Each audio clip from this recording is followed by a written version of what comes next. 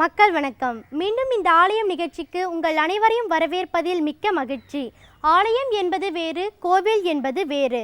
கருவறையே கோவில், கருவறையை சுற்றி எழுப்பப்பட்டவை ஆலயம். இதன் அடிப்படையில் தான் திருமூலர் உள்ளம் கோவில் ஊனுடம்பு ஆலயம் என்கிறார். இந்த நல்ல சிந்தனையோடு இன்றைய ஆலயம் நிகழ்ச்சிக்கு செல்வோம்.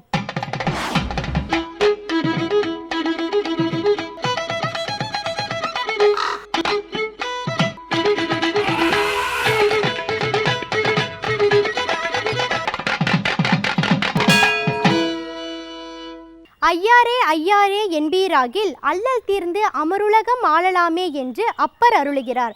இத்தகைய சிறப்புடைய திருத்தலமே திருவையாறு. அப்பருக்கு சிவபெருமான் திருக்கைலாய காட்சி காட்டிய திருத்தலம் இது. இந்த திருவையாறு ஐயாரப்பர் திருக்கோவிலையே இன்றைய ஆலயம் நிகழ்ச்சியில் நாம் காண இருக்கிறோம்.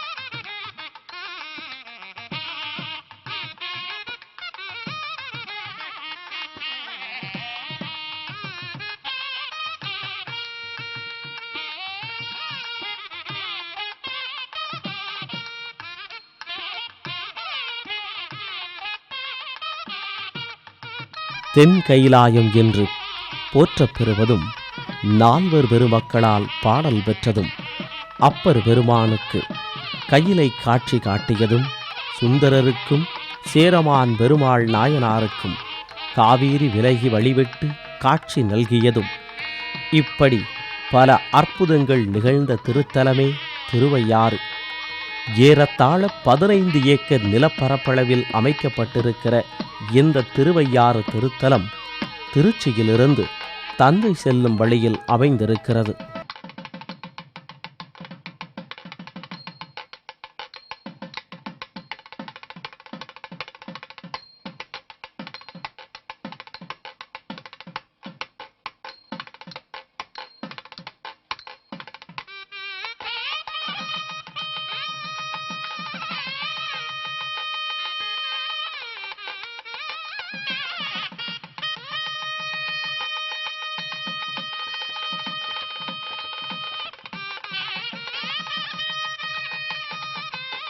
இத்தலம் பஞ்சநதம், செப்பேசல், முத்திபுரம், காவேரி கோட்டம் என்றெல்லாம் போற்றப்படுகிறது.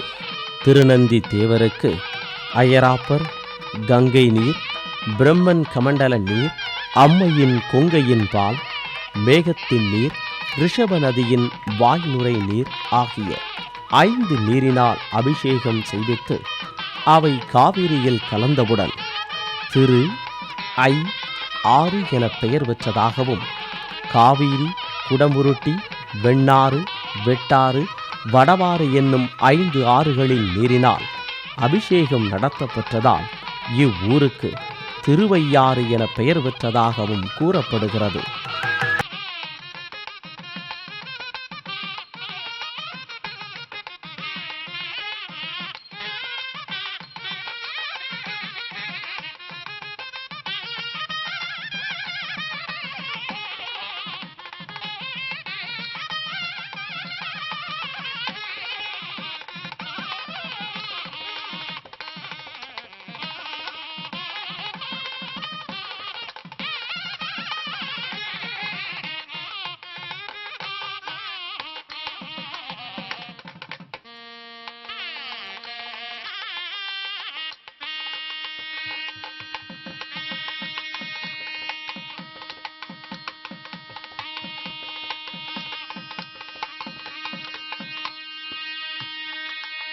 அயராப்பர் கோயிலின் அமைப்பு, தூண்கள், கொடுங்கை உருவங்கள் இவற்றை கொண்டு ஆய்ந்தால் இது மிக தொன்மை வாய்ந்தது என அறியலாம்.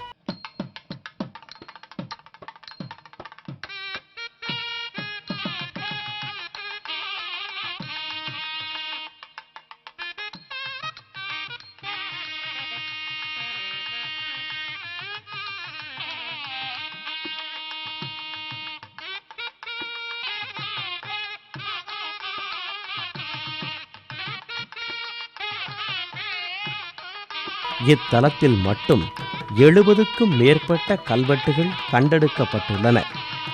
காவிரி, அயனரி தீர்த்தம், சமுத்திர தீர்த்தம், தேவாமிர்த தீர்த்தம், நந்தி தீர்த்தம் என பல தீர்த்தங்களை உடைய இத்தலத்து மரம் வில்வ மரமாகும்.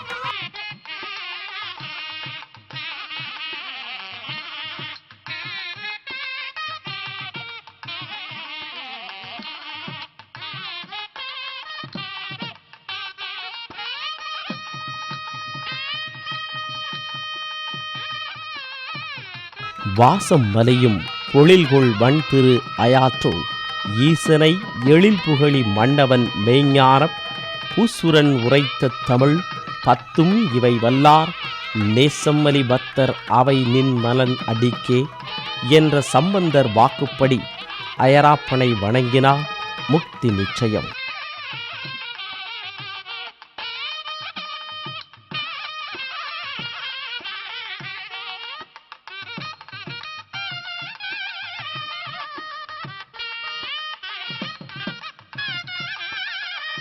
இந்த திருவையாறு ஊரில்தான் சிவபெருமான் ஒரு ஆதிசைவ குடும்பத்தை காப்பாற்ற தன்னைத்தானே வழிபட்டார்.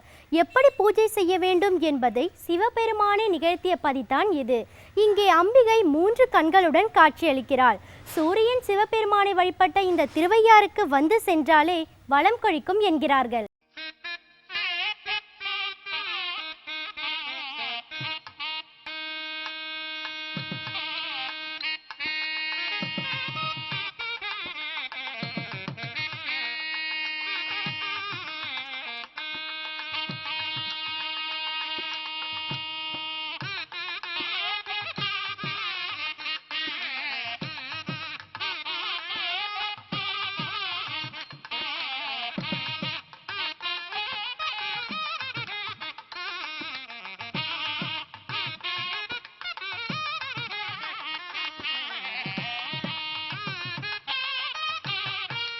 சுயம்பு மூர்த்தியான அயராப்பன் சொம்பொற் சோதி, மகாதேவ பண்டராக்கர், பஞ்ச நந்தீஸ்வரர் என பல பெயர்களால் அழைக்கப்படுகிறார். இந்த மூர்த்தம் மண்புற்றால் ஏற்பட்டதால் இந்த திருத்தலம் பஞ்சபூத தலங்களில் மண்தலமாக போற்றப்படுகிறது.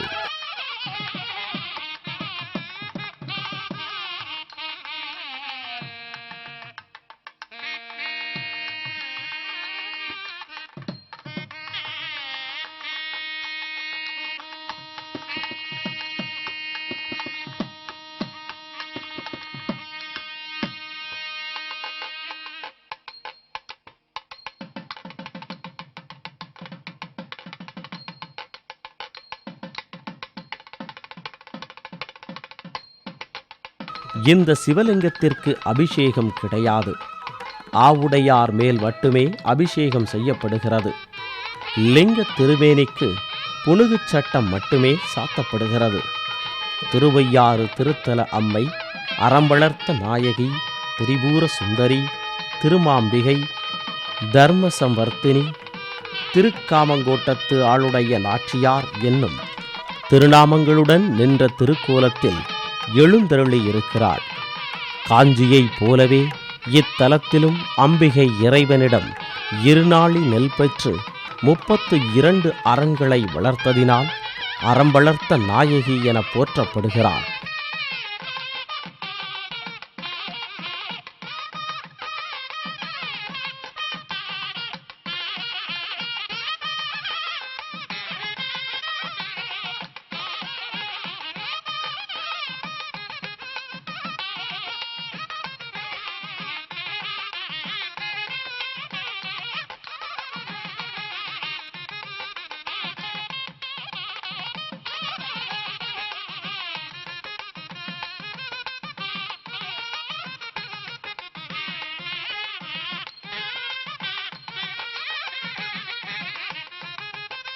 இங்கே அம்பிகை இடக்கரம் வரதஹஸ்தமாக அமையாமல் இடுப்பில் ஊன்றியுள்ளபடியும் மேலிரு கரங்களில் சங்கு, சக்கரம் போன்றவையுடன் காணப்படுகிறாள். அம்பிகையே மகாவிஷ்ணு என்பதை விளக்கி திகழ்கிறது இத்தலம்.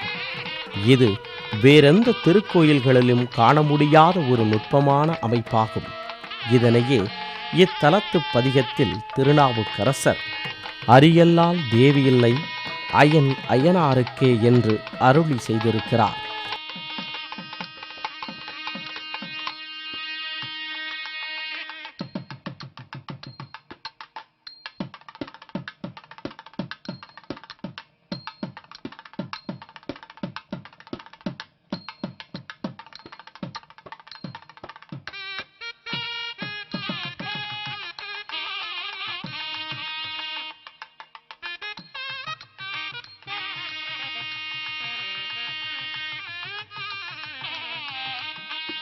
இந்த திருவையாறு திருத்தலத்தில் உள்ள முருகப்பெருமான் வில், வேல், அம்பு ஆகிய படைக்கலங்களை தரித்து வில்லேந்திய வேலவனாக தனுசு சுப்பிரமணியமாக காட்சியளிக்கிறார்.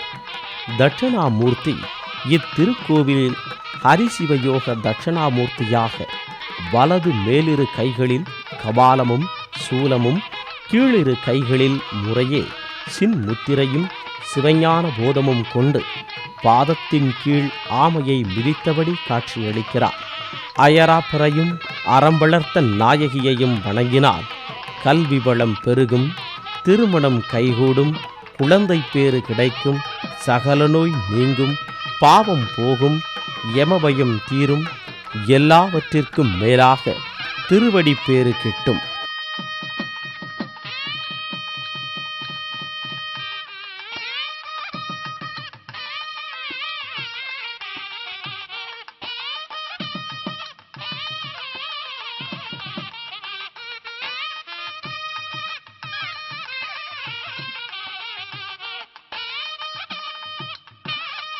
சங்க காலம் தொட்டே இறை நம்பிக்கை தமிழகத்தில் இருந்து வந்துள்ளது. குறிப்பாக பக்தி இயக்க காலத்திற்கு பின் சமய சிந்தனைகள் வளரத் தொடங்கின. நிறைய அருளாளர்கள் நிறைந்த அருட்பாடல்களை நம் வாழ்வு நிறைய வழங்கி இருக்கிறார்கள். அதன் வகையில் அருணகிரிநாதர் அருளிய திருப்புகழிலிருந்து இப்போது ஒரு பாடலை கேட்போம். எல்லோரும் இன்புற்றிருக்க நினைப்பதுவே அல்லாமல் வேறொன்று அறியேன் பராபரமே. அருணகிரிநாதருடைய வாக்குகள் பெரிய பாடல்களும் உண்டு, மிகவும் சிறிய அளவிலான பாடல்களும் உண்டு என்று நாம் பார்த்திருக்கிறோம். இன்று நாம் பார்க்கக்கூடிய பாடலில் அவர் விழலுக்கு இறைத்த நீராக போய்விடலாமா என்று கேட்கின்றார். விழலுக்குன்னா அதாவது தண்ணியை எடுத்து கட்டாந்திரல வீணான திரள யாருக்கும் எந்த பலனும் இல்லாமல் அந்த நீர் போய்விடுகின்றதல்லவா, அப்படி உபயோகமில்லாத காரியங்களில் பலனே இல்லாமல் நான் செயலாற்றி கொண்டிருக்கலாமா, அப்பா எனக்கு அருள் புரிய வேண்டாமா என்று கேட்கின்றார். அவர் இதை எவ்வாறு விவரிக்கின்றார் என்பதை பாடலை பார்த்துவிட்டு பிறகு பார்ப்போம். இந்த பாடல் எந்த திருத்தலத்தின் மீதும் பாடப்பட்ட பாடல் அல்ல, பொது பாடல். அதனால் இதை நாம் எந்த கோவில்லையும் எந்த முருகப்பெருமான் சன்னதியிலையும் பாடலாம். இல்லத்தில் நாம் வழிபாடு செய்யும் பொழுது அப்பொழுதும் இப்பாடலை பாடலாம். வாரியார் சுவாமிகள் பூஜை நேரத்தில் அடியேனை அடிக்கடி பாட சொல்லக்கூடிய பாடல் இது. மனை மக்கள் சுற்றம் என்னும் மாயா வலையை கடக்க அறியாத, மனை மக்கள் சுற்றம் என்னும் மாயா வலையை கடக்க அறியாத, வினையில் செருக்கி அடிநாயேல், வினையில் செருக்கி அடிநாயேல், விழலுக்கு இறைத்து விடலாமோ, சுனையை கலக்கி விளையாடு சொரூப குரத்தி மணவாள,